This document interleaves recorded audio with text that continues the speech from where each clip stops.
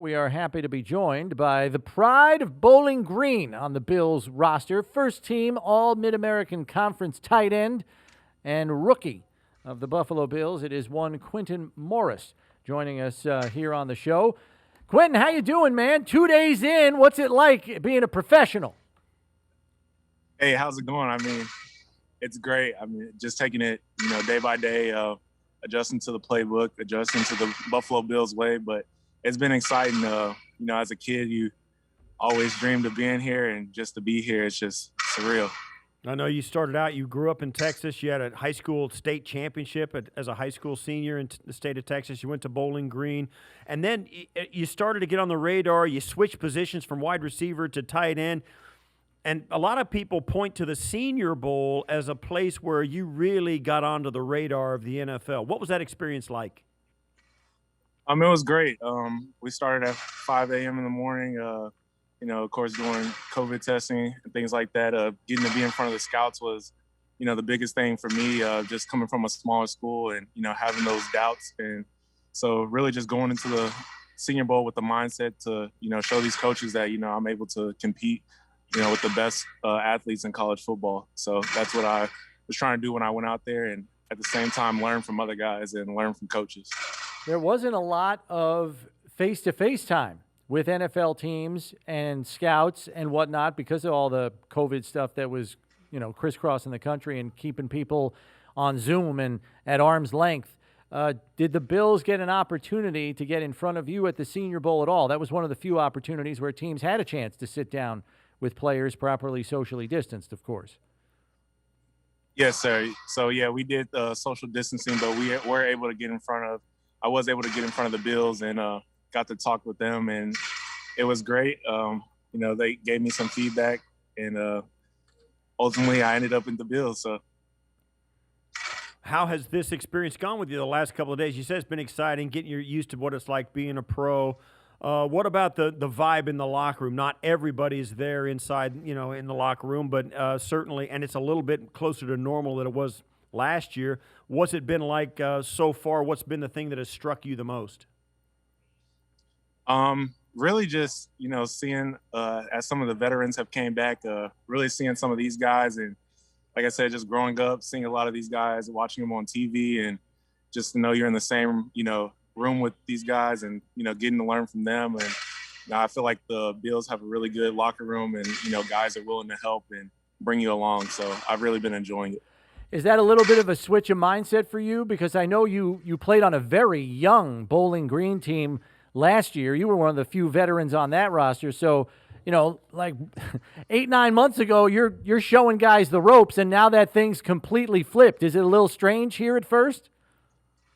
Oh, yeah, it's definitely strange. I mean, like I say, it's switching roles. It's kind of like the transition going from high school to college.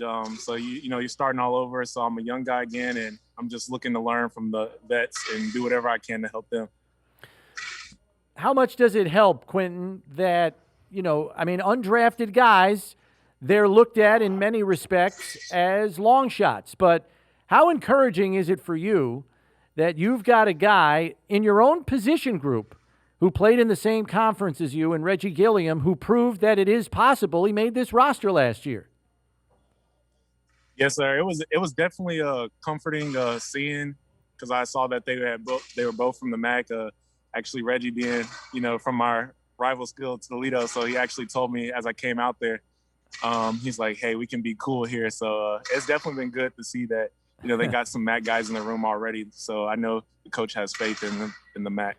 Yeah, I remember as a young player myself, when you come into the locker room, you grew up in Texas, right? So you had to have grown up watching Cole Beasley. What was it? I mean, did you come in the locker room and say, there's a guy I grew up watching the last couple of years of my high school career playing for the Cowboys, and now I'm in the same locker room and the same team with him. How does that strike you?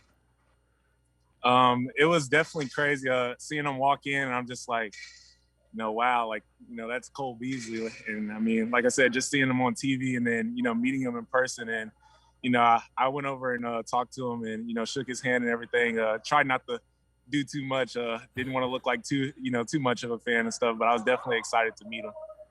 And then, I'm sure you've played with your share of quarterbacks over the years, but, in drills, I'm sure through these first couple of days, maybe you caught a pass or two from Josh. Just your initial impressions of, being around him and maybe catching a pass or two from him.